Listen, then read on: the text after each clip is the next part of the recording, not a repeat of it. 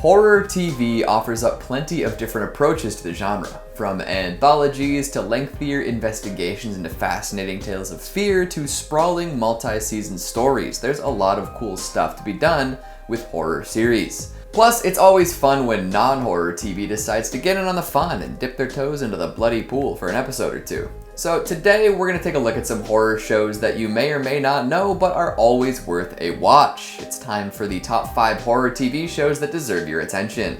Coming in at number 5, we've got Channel Zero.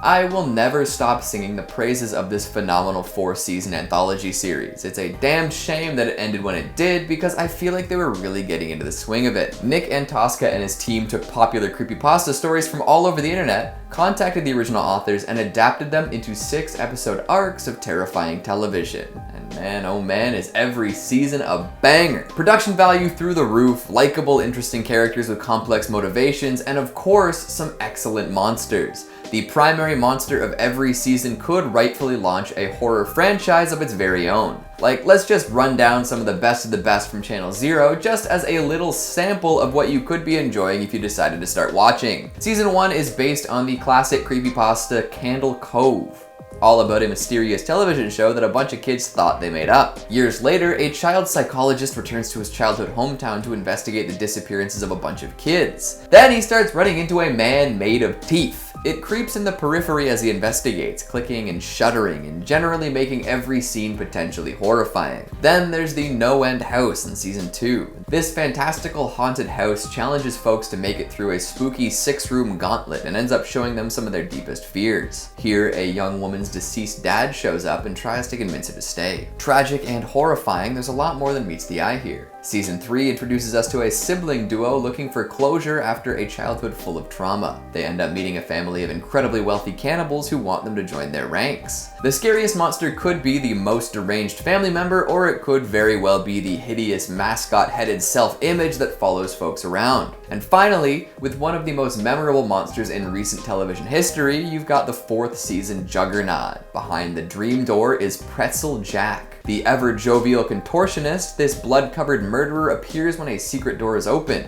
bringing all sorts of pain to the forefront. God, what a fantastic monster he is. I know these are all really quick summaries of the seasons, but I feel like I don't want to say too much to anyone who hasn't already seen it. Channel Zero is the kind of horror television that could convince me to watch more TV, but it got cancelled too soon and there hasn't really been anything quite like it since. Although the showrunner, Nick Antosca, worked with Guillermo del Toro to put together the ever-delayed movie Antlers, so hopefully we'll see that one soon. Coming in at number 4, Ju-on Origins. Any J-horror fans in the house tonight? If so, this is for you. Another tragic case of gone too soon, it finished off the first season on a bit of a cliffhanger, and since then we've heard nothing about a follow-up. Still, if you can get past the inevitable heartbreak waiting for you after the credits roll in that last episode, this is well worth a watch. In classic Ju-on style, we're introduced to a curse of some sort. The classic grudge, an otherworldly force that takes over people's lives in many different ways. Tales of intertwining lives, all impacted by the curse, play out over the course of many years. It can be a little confusing at times, but each tale is fascinating in its own right.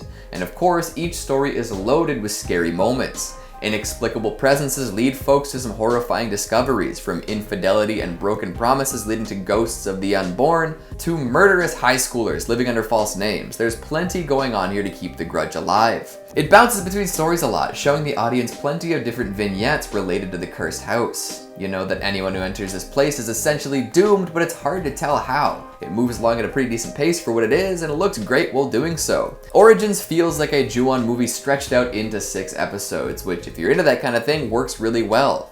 Each episode explores a story pretty thoroughly and then makes a big reveal near the end, prompting you to jump right into the next episode. However, like I said earlier, it ends too soon and nobody knows if more is coming. Definitely worth a watch, and who knows, maybe you can convince Netflix to greenlight another 6 episodes. Get some of those questions answered. Coming in at number 3, we've got Creepshow. If you're looking for interesting horror content, Shudder is always the place to go. It can be a little hit or miss sometimes, but how can you go wrong with a streaming service entirely dedicated to horror? Creepshow was something folks were looking forward to for a very long time, and it delivered pretty much on all fronts. After the disaster that was Creepshow 3 back in 2006, folks had sort of given up on the cult hit franchise. When you bomb that hard using a can't fail IP, it's tough to recover. But the weekly anthology format has revived this fallen franchise and invigorated it with all sorts of new energy. If you like the original Creepshow, or Tales from the Crypt, or Are You Afraid of the Dark, or Masters of Horror, or any other horror anthology show, this will have something for you. The beauty of a setup like this is that even if an episode is a miss, or if a character rubs you the wrong way, it'll wrap up tidily and then move on to a brand new tale of fear and freakiness. And as we move into season 3 of this sure-to-be long-running anthology series, there's gotta be something for everyone. You get to see work from up-and-coming directors too, and lots of cameos from horror legends, and of course, plenty of weird, gross stuff. Number 2, Sweet Home. Hey, do you like monsters? Lots of them? How about plenty of bloody goodness? Well, if so, you will love Sweet Home. This webtoon-based apocalyptic drama is a really fun watch, even if the story stumbles from time to time. It's a pretty classic setup. A terrifying monster epidemic sweeps the nation, leaving survivors to scramble for safety as interpersonal tensions rise. Kinda like The Walking Dead, but with crazy monsters instead of zombies. The scale is smaller too, but that actually works in Sweet Home's favor. Most of the show takes place inside one apartment building, which ends up being a great set piece. All the different storylines can play out inside this tight space, letting the audience think about how close together everything is while still being separate. While a few of the stories are definitely focused on more, there's a lot going on in the apartment complex, showing the audience all sorts of different tales of people just trying to survive and save what little there is left of humanity. A fun watch for sure, just don't expect anything super life-altering. And coming in at number 1, we've got Cursed Films. If you're a fan of horror movies and the legends surrounding them, this is a fantastic watch. Every episode is a mini documentary concerning a movie that is considered cursed. What makes a film cursed? Well, that changes from movie to movie.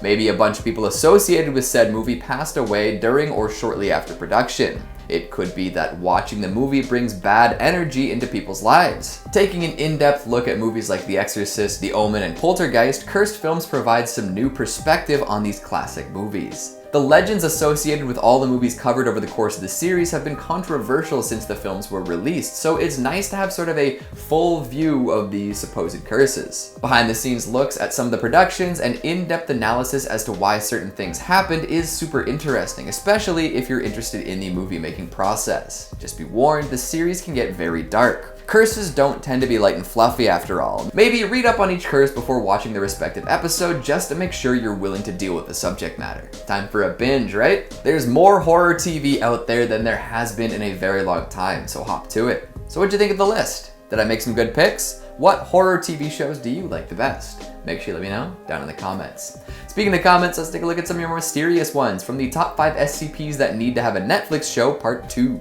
Zion Williams says, I would love for there to be multiple SCP-based shows and all of them hint at being something much worse. Then all the shows come to a climax at a final season being the Broken Masquerade. Like make a full universe for it that all ties to one final extreme moment. Man, cinematic universes have really upped their expectations for everything, eh? Robert Woodard says, oh yeah, my life is my favorite Netflix show. All kinds of twists and turns, a little partying, some romance, pain, joy, etc.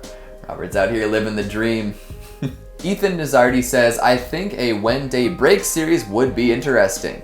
You and me both. Sparkling Cyanide says the Plague Doctor would be a great idea for a show. Would it be a comedy or a thriller? I feel like Pestilence could be interpreted either way. And Alex Keller 2.0 says hi. Hello.